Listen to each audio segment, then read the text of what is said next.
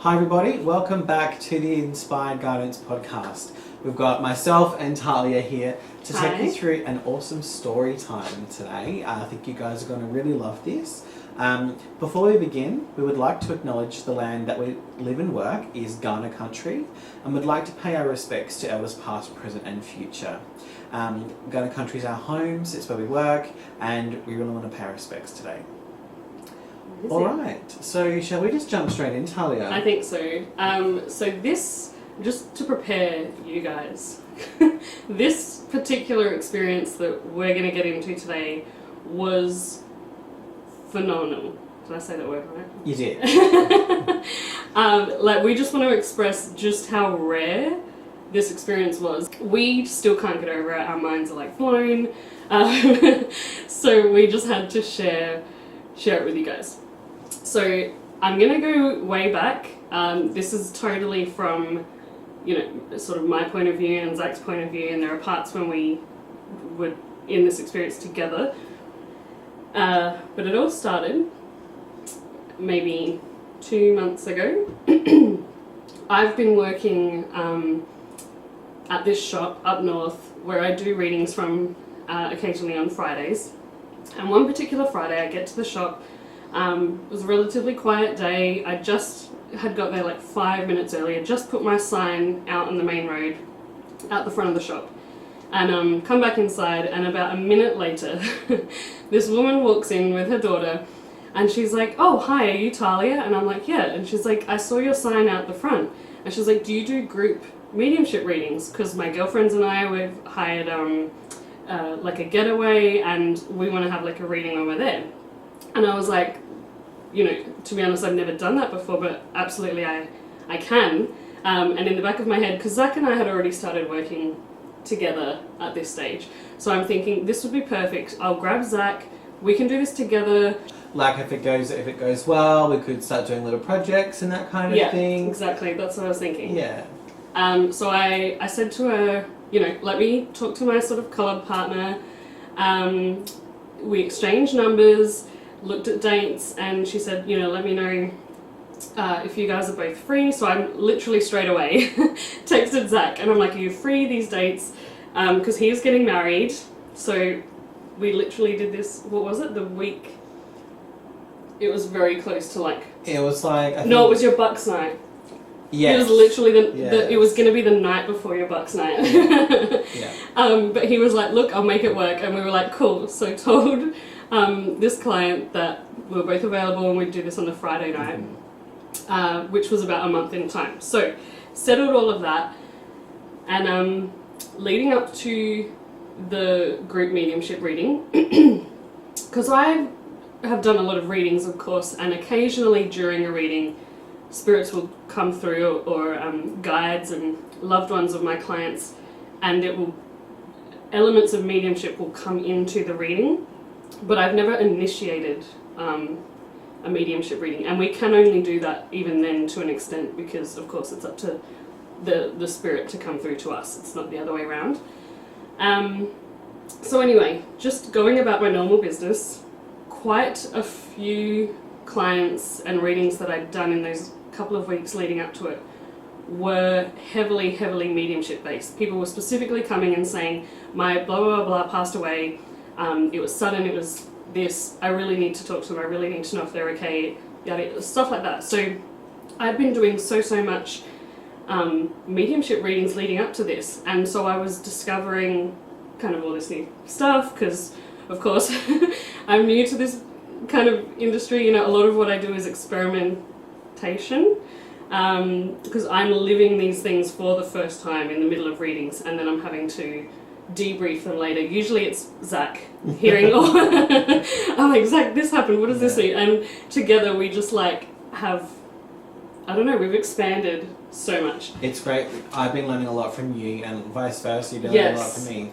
And I really think, that intention was set, right, when we booked that group medium session, and then you all of a sudden had all of these mediumship readings come through, which kind of developed your confidence to say, maybe I can handle this a little bit more by myself. Yeah, for sure. It definitely helped my confidence. And then you know, it didn't even matter sort of leading up to the night that I had never done this before. I was just like, I'm so excited, I feel so ready to do this.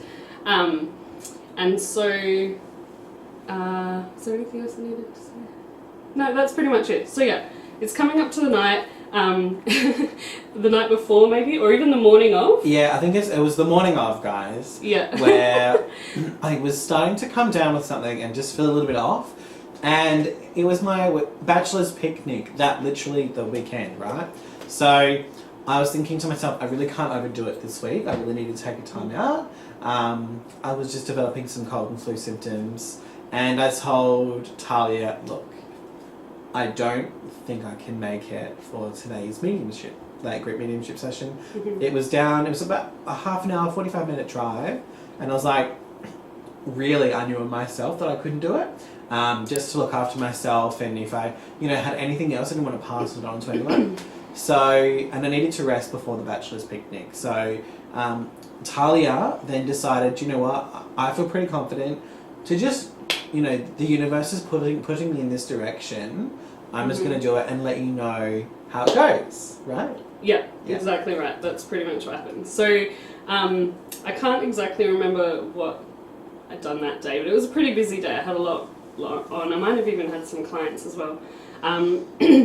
So it gets to, we'd planned, the girls were going to rock up to this accommodation at about 7:30, and I was going to come at 8 o'clock just to give them a minute to settle in, and then we'd go from there. So it was quite late at night. And actually, I should mention as well, from memory, it was a full moon that very night, because I do remember later on looking at the moon, and it was just stunning.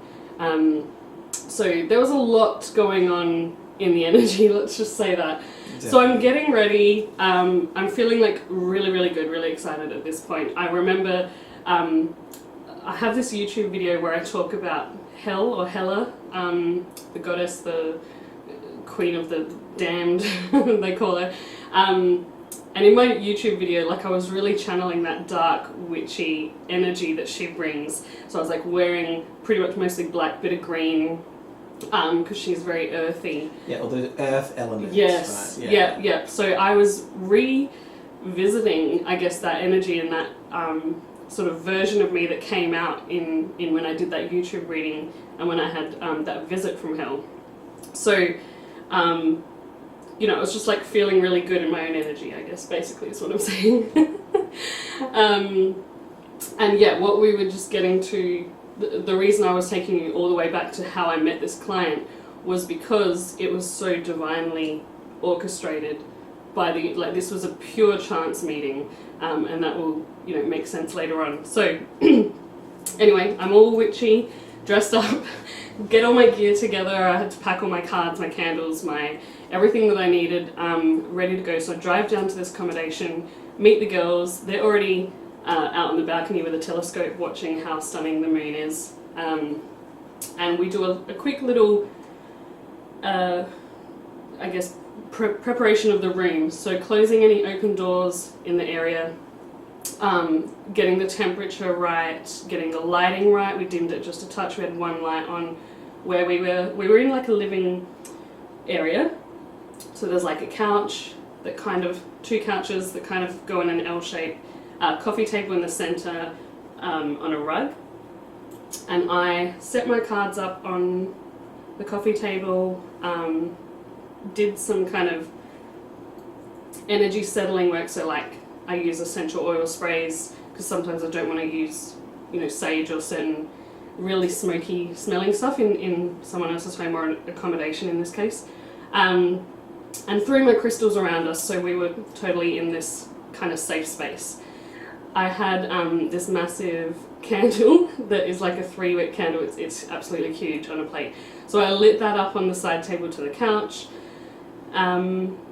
Everyone, we sort of just got a drink, sat down, got comfortable, and I started talking the girls through a meditation.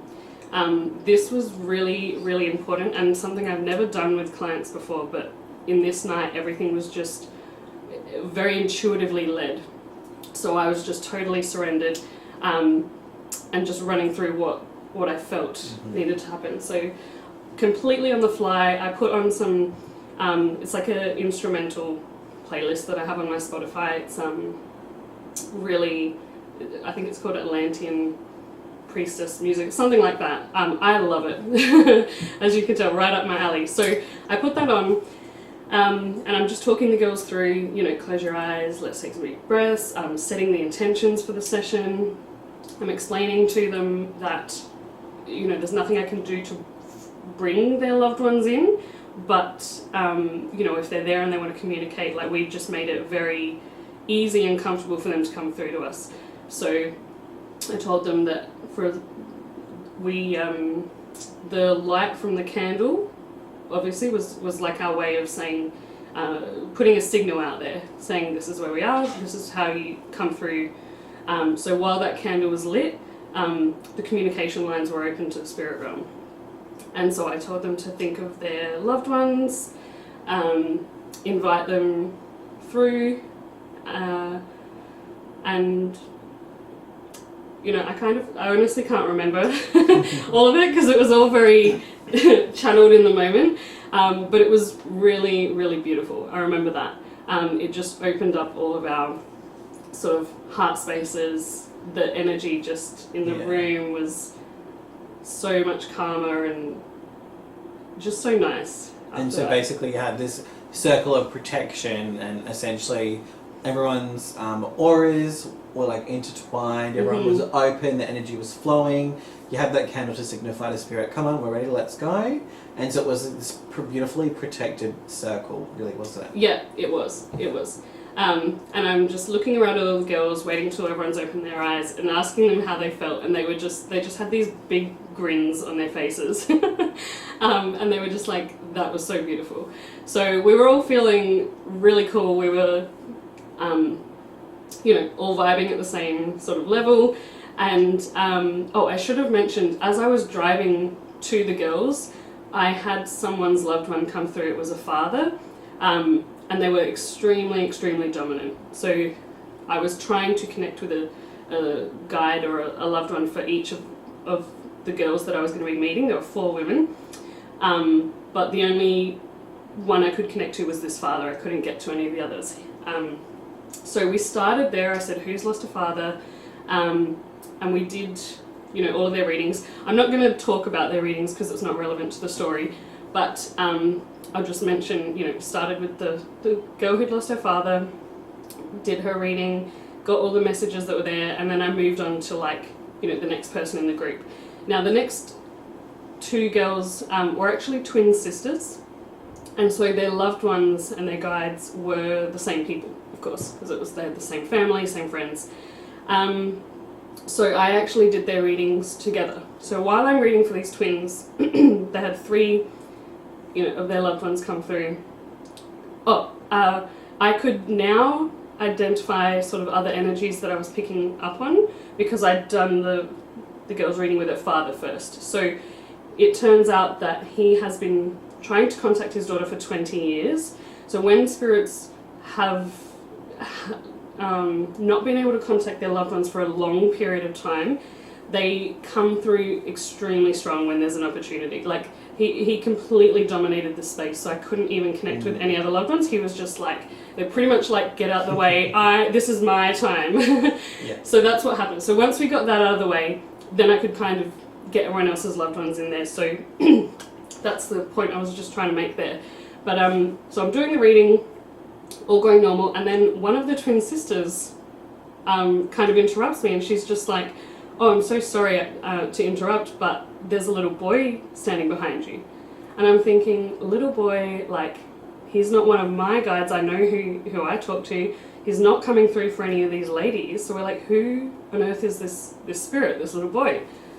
And at the time, of course, I'm concentrating on the reading, so I didn't read into it too much. Nobody else there knew who he was, so I was just kind of like, we'll park that to the side for now. I'll carry on doing what I need to do for these girls. So carried on, finished the last client after that, did everyone's readings, and then I was trying to close off the session. So remember, I set this intention at the start that while the candle was open, we'd be communicating whatever needs to come through, and then when I blow it out, we disconnect and we go on with our lives. So I'm trying to blow... Oh, and I should just mention, sorry, there's like so much fun stuff to talk about, and I'm just trying to stay focused. But I just do want to mention the whole time that we were doing these readings, the temperature in the room was so cold, because that's what happens when spirit is with us. And the light, we had one light switch on, it was flickering the whole time. So it was that was just really, really cool. Anyway, so I'm closing up the session. It's literally probably like 11:30 at night. I don't know, maybe later by this stage. And I'm trying to blow out this candle, and one of the wicks would not blow out. I was literally emptying my whole entire lung capacity, and I was just like, what is going on here? This candle won't blow out. And again, I'm just not really reading into it too much. I'm just trying to pack up and get out of these girls' way. Because you set the intention, didn't you? You I said did. to spirit, you said, as long as these candles are lit, like it's welcome, spirit are welcome to engage with us. And so the intention was, when you blew out those candles, it would be that signal for spirit to disconnect, right? Yeah, that's right. So you couldn't blow it out, so... So looking back, you know, like in the moment I was just like, oh, come on, I just need to pack up. But now it's clear as day that obviously there was still work undone and spirit trying to get a message through with this little boy. So again, you know, there's only so long that we can ignore signs for before they get really like smack you in the face. Yes. So anyway, I'm packing up, I blow out this candle, not thinking much of it. And I'm just talking to the girls, and you know, just kind of like a little debrief. We're just chatting as I'm packing up. And then one of the twins brings up this little boy again, and she's holding her heart, and she's just like feeling really emotional, and she's just saying that she can recall seeing a little girl in spirit at her friend's house. So I'm talking to the twin sisters and their friend, who is the girl whose father came through. In her house, when they visit her house, there is a presence there, a spirit presence, and it was this little girl. So she starts thinking, okay, maybe this little boy is connected to that little girl. Maybe, you know, maybe they're stuck, maybe whatever. And then we're kind of putting some pieces together, and then it just suddenly dawns on me, and I'm like, oh my gosh, this poor little boy's soul is stuck, and he's not been able to cross over. That's why he's showing up. And the other twin sister, the one who saw him in this night, she couldn't see the image of the boy, but she could see that he was covered in a blue light, so just surrounded in blue energy. So I said to the girls, look, I happen to know this guy, Zach, who specializes in soul rescue. Yes. And I was like, don't worry about it, leave it with me. I'm going to literally get straight onto Zach. We can remotely deal with this. We'll get this boy crossed over. It's all fine. And she was just like, oh my God, really? Like, that would be amazing. Thank you so much. Rah, rah, rah. So we're packing up. I get in the car. See you later. I'm driving. It's like midnight. And I notice that the little boy is in the car right behind me, still with me. I could feel his energy. And he's just sort of attached to me basically as I'm driving home. So I'm thinking, okay, clearly this has to happen tonight. Like, they're not going to leave me alone. So I text Zach and I'm like, any chance you're still awake? Hoping for the best. Keep driving. And about 10 minutes later, Zach replies to my text, and I can't even remember what you said. Something like, I just woke up. Basically, and then I just woke up from a crazy dream. Yeah. So I'll jump into my dream if you like. Yeah. Yes. You're on your drive home, and you text me. Meanwhile, simultaneously, I'm having this dream about being in a car, driving really up and down this really hilly road, and I'm driving really fast past a school zone, and a little boy jumps out, and it appears like the car that I'm driving in my dream collides with this child, and I go up the hill, get out of the car, and I go into the school to see what's happened. And I speak to one of the teachers there, and she tells me that something strange is going on. There's something with it they can't put their finger on. Anyway, very strange dream, but I woke up and I looked at my phone and I saw that Tahlia had messaged me. And it pretty much said, I'm not sure if you're still awake, but I definitely need to have a chat with you as soon as possible. Something like that. Oh, that's right. I was pretty much like, call me immediately. I need you right now. Yeah. So I was like, okay. I was like, okay, I've just woken up from this weird dream. Just give me 2 seconds and I'll give you a call, basically. Yeah. So really awesome that we were so much in sync. Our synchronicity was definitely really matching. Yes. Going to the lounge room, because my fiance at the time, Taylor, he's asleep in bed. So I go into the lounge room and I give Tahlia a call. Now, in this phone call that I have with Tahlia as she's driving, so Tahlia explains me the situation that she's just gone through right now. Yeah. She also explains to me that she believes this child had passed in a traumatic circumstance.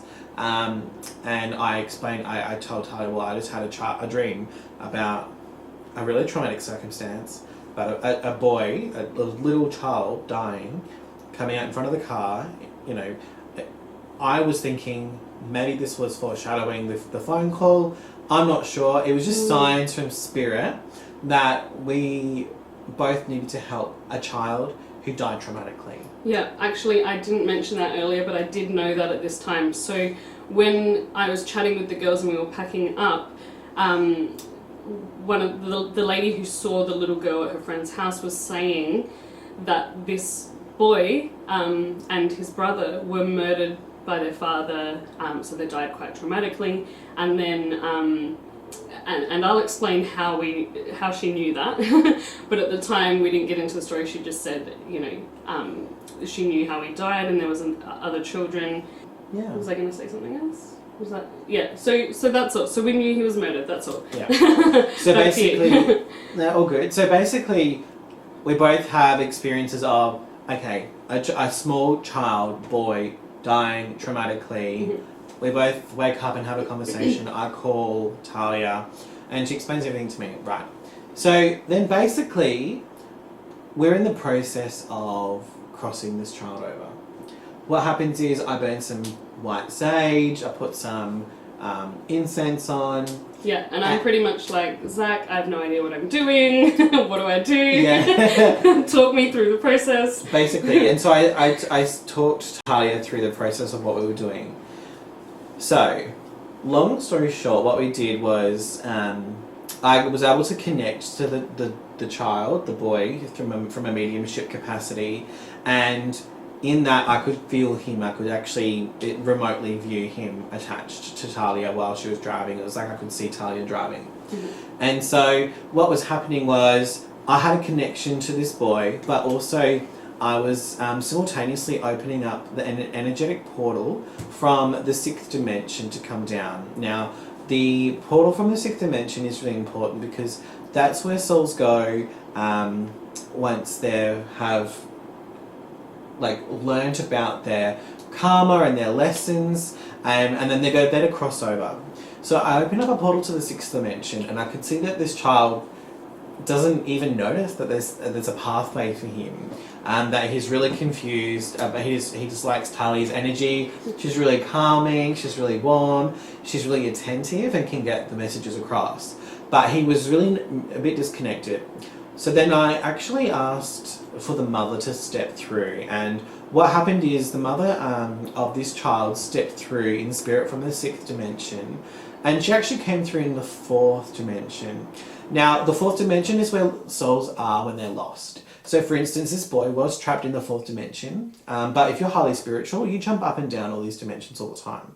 So it's really easy for us as spiritual people to have spirits connect to us, especially if we're connecting through mediumship. Yeah. So I tried to encourage the child to connect with their mother, and they were a little bit like they recognised the mum. They wanted to go over, but something was keeping them here. Something was anchoring this child here. And so from my training, and as someone that does soul rescue, I know that, okay, this isn't a difficult spirit. Now, the spirit in itself isn't difficult, but the ascension is difficult. So I needed to work out another way. I called on the big guns, Archangel Michael. So obviously, Tahlia made a note before about that this boy was covered in blue light, and Archangel Michael was protecting him while he was trying to find his way. However, he was still not able to really make his way into the portal himself. So I called Archangel Michael down, and what Archangel Michael had to do is come straight into the fourth. Basically, he how it appeared to me was Archangel Michael came straight down, put his sword and shield onto, like, in front of the mother that was coming through. And then when he did that, a rainbow path actually lit up for this child to follow, to go behind Archangel Michael and to find his mum and go to the other side. So I saw this child walk along the rainbow path, and Archangel Michael then cut off this energetic tie that was keeping this child here. There was something difficult that this spirit couldn't extend by himself, so Archangel Michael had to cut that cord in order for him to pass through. And so when I explained this to Tahlia, okay, he's moving over, he's now with his mother, and then they've gone back into the sixth dimension. Archangel Michael has now gone, I've closed up the portal, and we're all good. After I explained that to Tahlia, almost simultaneously, what were you experiencing? So while Zach's seeing this incredible image in his mind, Zach was kind of telling me what to do as well. So I'm like, one hand on the steering wheel, I'm driving safe, just to put that out there. And I put my hand out there as if to offer it to the little boy. And so I'm saying, take my hand, it's okay, you can come, because he was like behind me. I'm like, you can come around. And I said, I was saying to the little boy, you're not living anymore, you can't stay in this realm, you need to go and be with your family. I was saying, I need you to look around to see mum, look for like a big bright light. Kind of, sounds like cliche stuff, but no, really, that's how it works. And Zach was telling me, you have to be quite stern, at the same time, like kind and stern. So I was really like, you need to go now. So I'm directing that while Zach is seeing Archangel Michael do his thing. And just super quickly, like for the purpose of this story, we will talk about all the archangels and our guides in another episode, but Archangel Michael works with blue energy. All of the archangels sort of have a colour associated to them, and Archangel Michael's is blue. Archangel Michael is also one of my guides and who I've worked with before. So that, I guess, is kind of relevant to how the little boy came to us, or came to me, came to us. So Archangel Michael's energy is very fierce. He's literally a soldier. He has armor, he has a massive shield, a massive sword, and he is ruthless in his work. Whatever does not serve us, whatever is negative, whatever is like heavy, he's like, I'm getting rid of it. Like, that's how he works. And sometimes his energy can feel a little rough to the spiritual realm. So it's really important that you're really on your call on Archangel Michael when we cannot extend a spirit, when we cannot help them cross over. With giving them all the tools and they're still lost, then it means they need a real snap, like a real heavy duty cutting the cord, let's go, no nonsense approach. Yeah, basically. Just talking to this little boy, and Zach is kind of telling me, I can see mum, I can see the little boy running, and he's running. And then he says, I can see he's now with his mum. They've holding hands, and they've turned it and walked through the portal. And immediately I felt the boy's energy that was in the car with me just disappeared. Completely gone. I was like, I just knew, almost like I felt it, and then Zach said the words, he's gone, with his mum. And we both, I think, just had this overwhelming sense of relief. It was really, really emotional. It was. We both felt so emotional. We both had goosebumps. I said to Tahlia over the phone, it's like bursting into tears because finally we've reunited this child that's been lost for so long. For hundreds of years basically, with his mother, and we know that they're safe and that they're being taken care of now. And so basically, this is the story of how one encounter can change so many lives, really, I guess, like through all the preparation you had before. Yeah. Like, it was clear, and we know, guys, like, divine timing, right? Everything always works out the way it's meant to. Tahlia was always meant to do this by herself. She was always, meant to go to see these group of girls, Yeah. to do the group mediumship reading. Yeah. You were meant to do it by yourself. It was a divine experience. It actually was really beautiful. And, yeah. it was really nice. It was a real kind of, like, obviously we all have feminine and masculine energies, but it was just a really cool, like, women's circle thing. Yeah. The divine feminine energy. Yes, the divine feminine energy. That's it. Thank you. No, that's amazing. I love it. So, really, like, Tahlia and I are more than happy to do group readings. Mm-hmm. If you guys are actually interested, get in contact with us. Yeah, please, because that was a lot of fun. Yeah, so we're more than happy to do it as a group. We probably wouldn't do more than 5. Yeah, I think that's 5 good. people. Or maybe like 6. Yeah, we could do. Could be okay. A small group. Yeah, no, certainly no more than that. Like 4 to 6. Yeah, good idea. Yeah. Just so that we can make sure that we can support all the spirits that come through.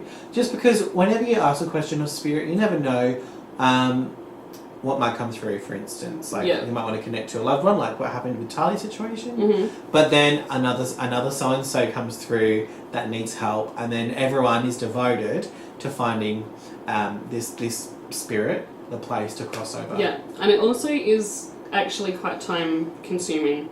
So I know I did this session with the girls, and there was only 4 of them, and then even I did one reading sort of together because they were twins, and that still took a good 4 hours. But we were also, there was a lot of fluff on the outside of the readings because we were chatting and we were just having a good time. Yeah. And I didn't mind, being there late or anything. But yes, it is very fun. I actually do get a lot of questions about birthday parties and lots of inquiries, so there are a few sort of bookings coming up in the next few months. But yeah, if you are interested in something like that, definitely let us know because we're keen. Definitely. And also, just really quickly, if you're a starting out medium or psychic, and you're reading for your friends and something like this happens, and you're not sure and you're really scared, I think this just showed us the importance of having backup. Yep. The importance of making sure you have people in the spiritual community that know how to help you if you're stuck, or if you don't have the experience, or if you need some additional coaching or whatever in the moment, so that next time you can be completely independent. Right? Yeah, so people that you trust, of course. Yeah. And that will be up to you intuitively who you find. Yeah. I mean, we're obviously non-judgmental, and we, even though we're learning a lot, like, we have a lot of experience and will understand where you're coming from, so we can help. But yeah, you basically just want someone you feel comfortable, let's call it that. Someone you feel comfortable with, and someone who knows what you're going through. That's kind of the key when you're looking for a mentor or someone who can help you. And that's something that I think I've mentioned before, but I struggled a lot with. I think Zach did too, pretty much until we met each other. So like a couple years into our spiritual paths. Well, our business spiritual paths. Yeah. So yeah, that took us quite a long time to find that person who just understood our own journey, and that could give us the point of view that we needed to unlock. Well, really it was put all the pieces together and see the bigger picture. Yeah. And I think that bigger picture is, when working together, we can get more done. Like, we can help more people, we can grow more, it's such a richer experience if we work together. So, no, I think it's been a really great experience. Yeah. After that, I have had lots of dreams, lots of experiences in my time being hands-off on clients, because I took about 3 months off not having any clients myself, just because of the wedding and all that kind of stuff. Yeah, a lot going on. Yeah, I did, right? But ever since that situation that we've gone through, I've had lots of dreams and lots of experiences happen to me to kind of elevate my spiritual practice as well. So yeah, same. It's just gone like boom. I don't know what other word to use. Exactly. It's just exploded, right? Yeah. Our way that we work, I suppose. Yeah, and that was pretty much a bit of a story time for you guys. But we really kind of wanted to touch a little bit on also the dimensions, right? Hang on, I just want to finish off the story about the little boy before we get to that. So that was the night, right? And Zach and I I think we were on the phone for like at least an hour or something after that, and we were just like, I can't believe what just happened. Like, we were just in shock, like in the most amazing way. And I actually texted my client and I said, can you please share this information with your friends? And I explained to them what we'd just done, that the little boy was gone. And then she texted me back and she was like, oh my God, we're all crying. And it was just like so beautiful. All of us couldn't believe it. We every time we see each other, we're just like, oh my God, how about that night? So it just, what I'm trying to say is it made a massive impact on us. It's been in our thoughts so much. And a couple of weeks this following week, I reconnected with my clients because it had been about a month since this session. I just wanted to check in, follow up. So we got chatting, and I asked the girl who had seen the spirit in her friend's house. Basically, I just said, look, what else can you tell me about that whole experience leading up to it? Because she knew the background story of this little boy. She knew how he died. And I was like, tell me everything. Like, I'm so curious. I need to know what we just unpacked here. So she gave me a call. We're chatting on the phone, and she was explaining to me from her point of view how this all came about and led up to the night. And it's just, again, the most craziest story. So her friend's house, who she spends a lot of time at, right? They're like family. There's this particular spot in their house. It's like the hallway leading to the bathroom and the toilet. And she said there's just always been, like, for as long as they've lived in that house, there's always been this heavy, like, dark energy in that room. It's cold. It's just, she said, people when they go to the toilet in this house, they pretty much run back. No one wants to hang around there, like, because everyone can just sense there's this energy there that doesn't feel great. So, and this client of mine, like, she's quite intuitive. She's very, very spiritually connected, and so she probably was quite sensitive to this energy. Even the people that lived in the house were sort of like, oh, there's nothing there. Like, they were very closed off to the spiritual realm. Anyway, so she's open to it and she's really curious, and she's like, I gotta find out who's here, like, what's going on. This has just been here forever. So she makes an effort to connect to this energy that's there, and asks them to come through. And she's kind of having this astral travel experience, like a dream, where it's kind of what happens when you go into a meditation, a really deep meditation, or when you're dreaming, when you're asleep. So she's in this state of mind, and she sees a girl. Now, this is gonna sound like a little bit scary. It's not, but she sees this young girl, teenager, on the ceiling of the bathroom, looking down on her, kind of like with her arms out. She describes it like she looked like a bat. And she's talking to the girl that I read for, like, one of my clients. So, and she's saying, look, my name is Alice. I need your help. You need to release us. My brother and I are stuck here. Like, she's at her kind of wit's end, and she's just really asking for help. And she's kind of stuck there. She can't go anywhere until her soul's been released. So, my client is kind of like, how are you here? Like, what's going on? How did this even, trying to understand what's going on. And so this spirit called Alice, she's 17 or 18 years old, she starts showing my client the land that this house was built on, and specifically that toilet and that bathroom. Her family was buried there, so she shows her a plot, like a single plot on its own, under where the toilet is, And then she shows her a plot of three plots all together under the bathroom, where the bathroom is on this land.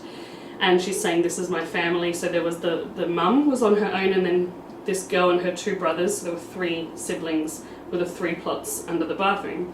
So she's showing them where they're buried. She's saying to my client, my mum died giving birth to my youngest brother. So there's Alice, 17 or 18 years old, another brother who's about 14, 15, and then the youngest brother who's about 3 years old when they all died. So she's saying, my mum died giving birth to the youngest brother, the 3-year-old. Then she's showing my client how she died. She died from like TB or some kind of sickness in this era, which was, by the way, sort of the 1830s, 1840s, maybe a little bit later. We don't know how long they were here for. I'll explain that. Anyway, so she's showing how they all died. And the girl died from an illness not long after the mum, maybe within a year or two. And then she's showing my client, my two younger brothers were murdered by our dad. But she's quick to say, you know, he had no choice. It was a very extraordinary circumstance. He couldn't look after the boys. He couldn't feed them. They had no money. Like, he basically had no choice. He was trying to, out of love, do a kindness to his son so they wouldn't suffer. And so that's how her brothers died. And she was just saying, you know, please don't have any ill will towards my dad. He's not a bad person. He had no choice. He had to do what he had to do. So, you know, my client is just thinking, what on earth is going on? This is insane. Is this real? And just trying to come to terms with this whole story that sounds wild.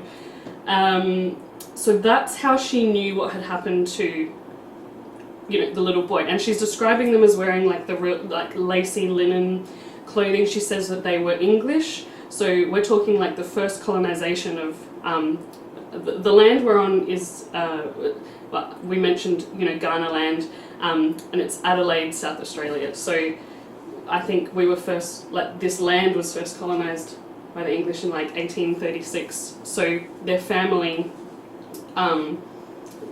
that's how they came here, and they worked. This land was a farm, and the father worked on this farm land. I think probably most of them did. You know, that was probably the only work that was going on at the time. And so that's like the backstory behind who this lost child was. Yeah. And so Tahlia and I were having a chat, and we were like kind of connecting the dots a little bit more, and we were saying, well, it makes sense then that, you know, this child was one of the brothers. So one of the brothers must have crossed over straight away, and that one of the brothers was stuck here trying to find his place, not really realising that he passed away, due to the circumstances of how he may have passed. That maybe the child didn't even really realise that he passed because it was, you know, so sudden. Sudden.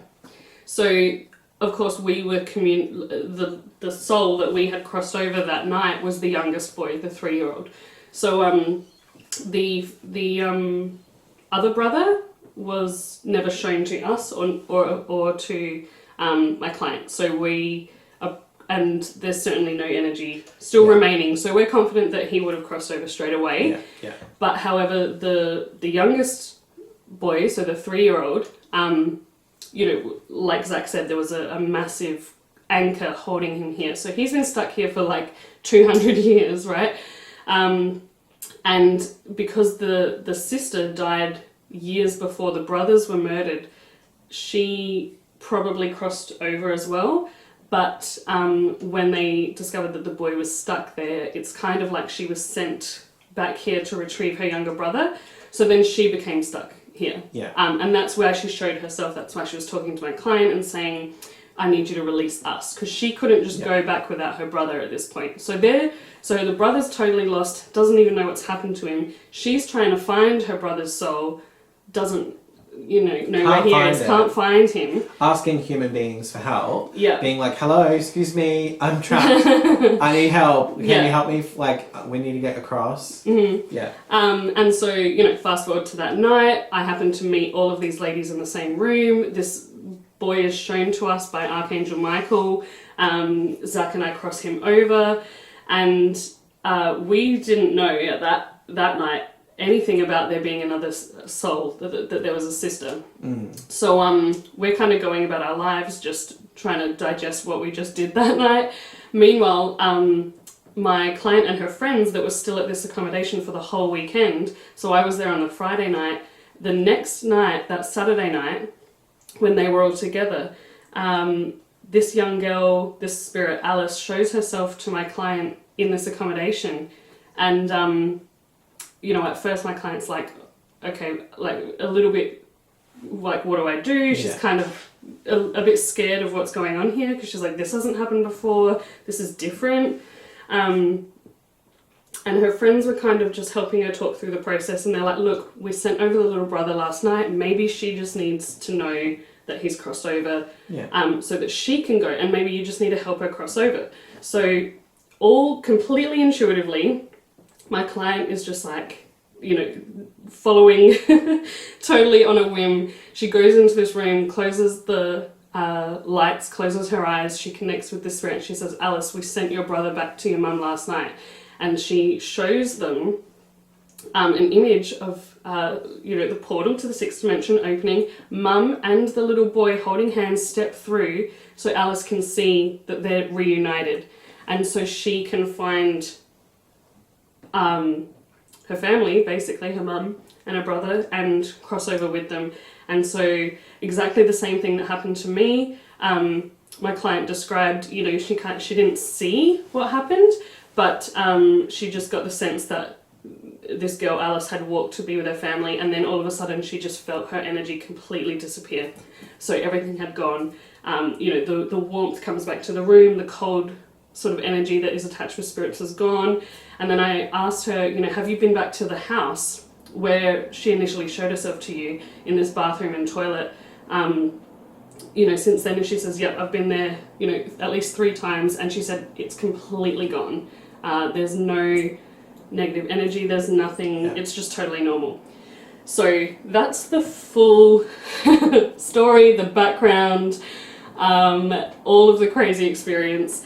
And then Zach, who has a bit more knowledge about this, like formal knowledge than I do, is going to explain what level all of those spirits were on and how we were communicating and where we sent them all. Because I think it's important to understand, like, we're just saying, yeah, we crossed them over, we sent them here, but like, where to? Yeah, exactly. Right. So before I jump into that, I kind of just want to say that if you find at home that your house feels haunted, that if you feel like there might be spirits around or something feels icky or off, try not to be scared, okay? It could just be someone who's lost that needs some help. It could even be a loved one. It could be your own guides. Exactly. So if you're ever kind of really troubled by that, please reach out to myself or Tahlia. I do specialise in house clearings and soul rescue, so if that's something that you feel like you need, more than happy to get in contact through the Inspired Guidance podcast, and then we can organise something there if you need to. Yeah. But, and do you want to just tell everyone what kind of things to look out for, like to know if their house has a spirit in it? Basically, if you're finding that you're getting agitated quite a lot for no reason, that you've got like a high levels of anxiety, and you know the things that you would normally do, like going for a quick walk or like having a quick nap or having a cup of tea, they're just not really helping you come back to normal. If you walk into a room and it feels super cold, or doors are closing, you might find that you might be hearing people calling your name, or that in the corner of your eye you might see something walk past, or you know, those little subtle hints. Most of the time spirit come across very subtly, but if it gets any more kind of in your face than that, then that's definitely something that you'll need to have a chat to either me or Tahlia about, or someone that you trust in the spiritual community about, because there's a difference between soul rescue and ascending a spirit, if you like, and there's a difference between a poltergeist, for instance. But those are the little simple things you can look out for. What's the word I want to say? They can just kind of be annoying, basically. So don't make friends with them. Yeah. Don't keep them there. They need to be moving on. Don't make friends with spirits they're not your friend. They need to go through. I just really need to say that. Yeah. Yeah, because it's long term. For spirits to be here for too long, that just can create all sorts of energy that can then become disturbances and etc. etc. So, Exactly. you know, for a moment you might think, oh wow, how cool. But, you know, if you just think you can live with these people for the rest of, these sort of energies for the rest of your life and just have them as housemates, that's not going to work. It will escalate the longer that they're there, and especially when they don't know, you know, maybe even what they're doing. Yeah. The other things to look out for is electrical disturbances, lights, sounds, just your like electronics or equipment not functioning properly. Batteries dying. Yes, batteries dying is a big one. What else? Like just kind of energy being zapped, would you say? Definitely. Yeah. Anything odd. Even if you feel like someone's staring at you, or for instance, you're going to bed and the TV just magically turns on by itself. You know, these kind of things that we always think, you know, like I must have, you know, the cat probably turned on the TV or stepped on the remote or something, you know, those kinds of I just suppose, odd occurrences, speak to someone about it, someone that knows kind of how to manage that kind of environment. Mm-hmm. So, Dimensions. Let's get into it. Okay. We're finished story time. Now this is like a lesson in basically, right? Education time. So we've spoken a lot about dimensions, and we've spoken a lot about angels coming down, and for people who are not super spiritual, I can understand how it could kind of feel really abstract and a bit out there. So let us kind of explain a little bit about dimensions, right? So basically, I'll only go through a few dimensions that's relevant to like today's episode. Yeah, to the stories. So. Yeah, so we have 12 dimensions, so from 1 to 12. In the world that we live in, the law of karma, cause and effect, that's the third dimension. So this is where we, as human beings, mostly operate in. It's, you know, cause and effect of like learning lessons, all that kind of stuff. You get what you put out there. All of that. So would you say like Earth, just to simplify? Yeah, Earth. That? Yep. So basically, third dimension. Human beings, right? The fourth dimension is the astral realm, right? So that's where we'll go, say, in our dreams, and we're doing astro projecting a lot of the times unconsciously.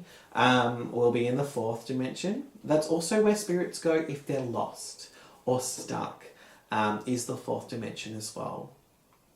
Then we have the fifth dimension, which is a real life dimension. So we've got the third, which is Earth, and the fifth is where it's still Earth, but it's elevated. So it's about no longer the law of karma, no longer the law of cause and effect, but it's more so the law of teaching, learning, reflection, and like putting goodness out there for other people. So that's the fifth dimension. Okay, so the sixth dimension. Now that's where spirits go when they're crossed over. So we've got basically the third, where we are now, the fourth, where spirits are when they're lost, where souls are trapped and they're trying to find their way through and the body's passed over. And where we go when we're dreaming, astral travel. All that kind of stuff. Fifth is another conscious state, and sixth is where, I suppose, people who are crossed over reside, right? So we had to open a portal to the sixth dimension for the loved ones to come through and see that child in the fourth, and kind of make a pathway for them. It was really difficult, and that's why we needed to call on Archangel Michael for help. But that's kind of the real rough end of the dimensions, right? So we've got third, fourth, fifth, and sixth essentially is what we worked with like now.